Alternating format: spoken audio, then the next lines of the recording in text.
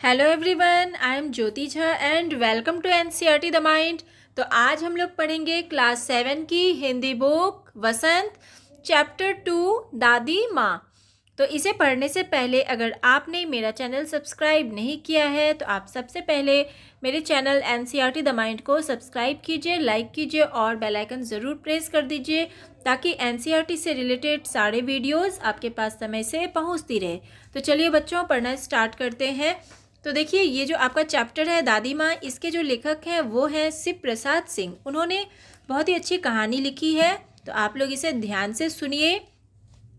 कमजोरी ही है अपनी, पर सोच तो यह है कि जरा सी कठिनाई पड़ते बीसों गर्मी, बरसात और वसंत देखने के बाद भी मेरा मन सदा नहीं तो प्रायः अनमना सा हो जाता है।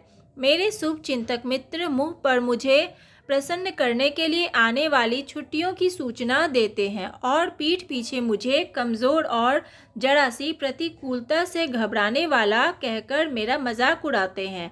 मैं सोचता हूँ, अच्छा अब कभी उन बातों को ना सोचूंगा।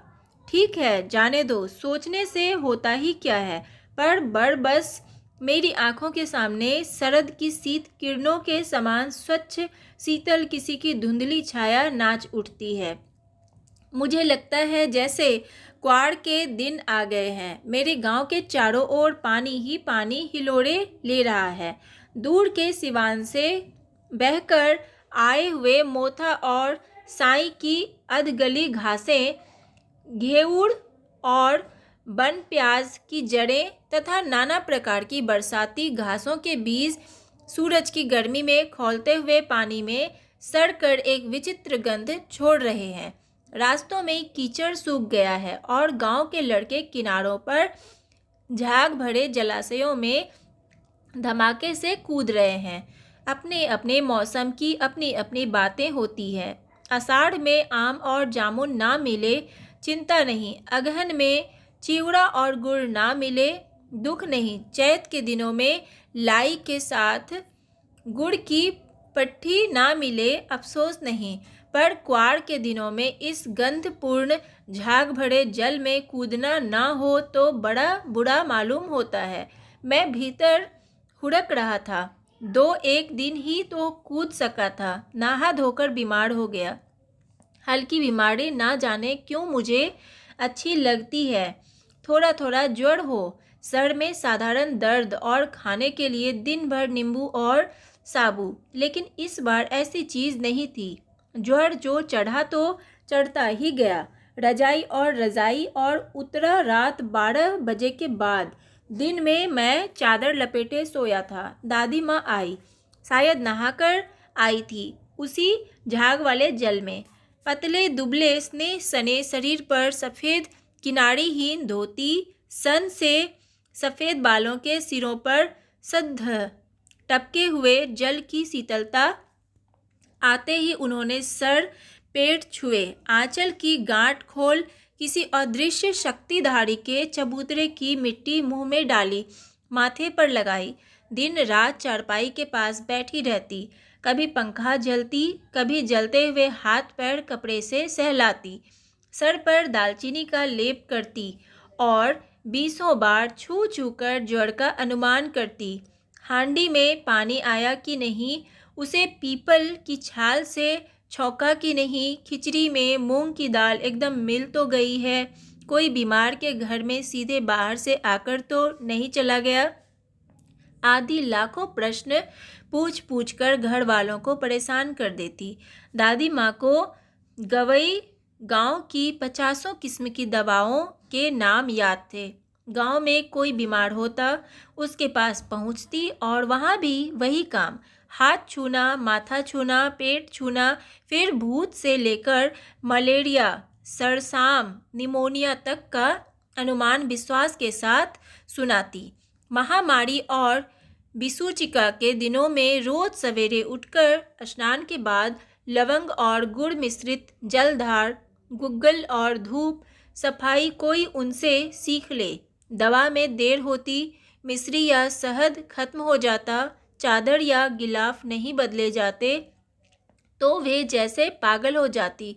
बुखार तो मुझे अब भी आता है। नौकर पानी दे जाता है। मेस महाराज अपने मन से पकाकर खिचड़ी या साबू।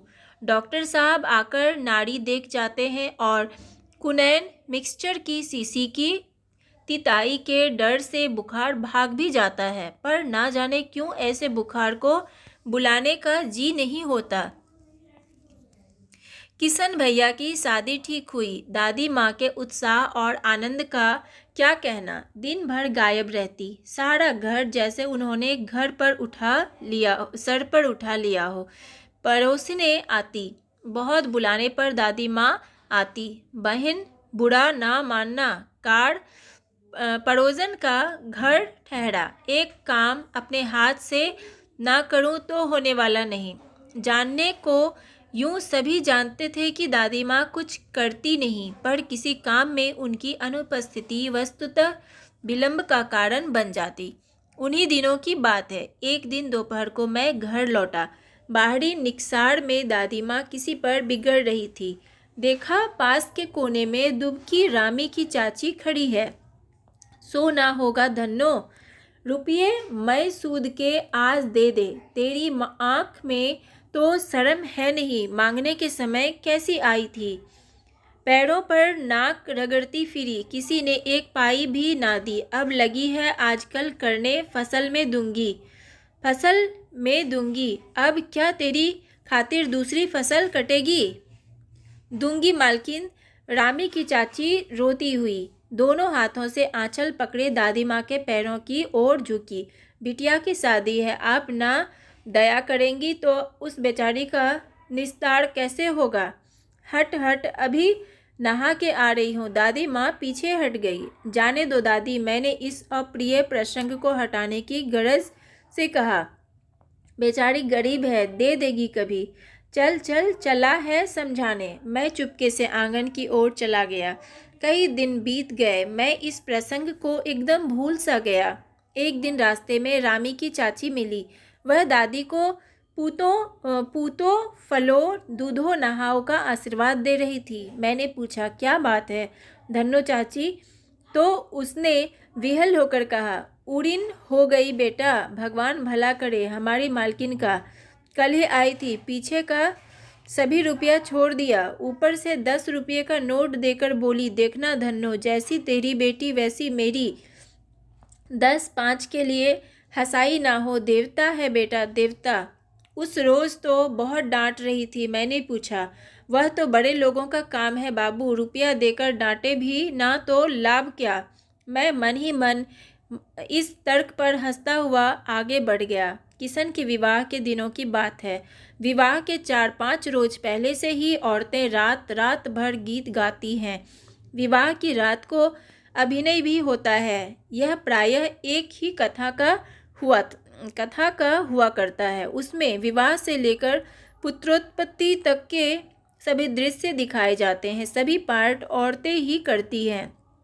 मैं बीमार होने के कारण बारात में ना जा सका। मेरा ममेरा भाई राघव दालान में सो रहा था। वह भी बारात जाने के बाद पहुंचा था। औरतों ने उस पर आपत्ति की। दादी माँ बिगड़ी। लड़के से क्या पर्दा, लड़के और ब्रह्मा का मन एक सा होता है। मुझे भी पास ही एक चारपाई पर चादर उठाकर दादी माँ ने चुपके से सुला दिया था। बड़ी हंसी आ रही थी। सोचा कहीं जोर से हंस दूं, भेद खुल जाए तो निकाल बाहर किया जाऊंगा। पर भाभी की बात पर हंसी रुक ना सकी और भंडाफोड़ हो गया। देबू की माँ ने चादर खींच ली। कहो दादी, यह कौन बच्चा सोया है, बेचारा रोता है शायद, दूध तो पिला दूं। हाथापाई शुरू हुई। दादी माँ बिगड़ी। लड़के से क्यों लगती है। सुबह रास्ते में देबू की माँ मिली। कल वाला बच्चा भाभी। मैं वहाँ से जोर से भागा और दादी माँ के पास जा खड़ा हुआ। वस्तुतः किसी प्रकार का अपराध हो जाने पर जब हम दादी माँ की छाया में खड़े हो जाते, अभयदान मिल जाता। स्नेह और ममता की मूर्ति दादी माँ की एक एक बात आज कैसी कैसी मालूम होती है। परिस्थितियों का वात्या चक्र जीवन को सूखे पत्ते सा कैसा नचाता है। इसे दादी माँ खूब जानती थी। दादा की मृत्यु के बाद से ही वे बहुत उदास रहती। संसार उन्हें धोखे की टट्टी मालूम होता। दादा ने उन्हें स्वयं जो धोखा दिया, वे सदा उन्हें आगे भेजकर अपने पीछे जाने की झूठी बात कहा करते थे। दादा की मृत्यु के बाद कुकुर मुत्ते की तरह बढ़ने वाले, मुंह में राम बगल में छुरी वाले दोस्तों की शुभ चिंता ने स्थिति और भी डवाडोल कर दी।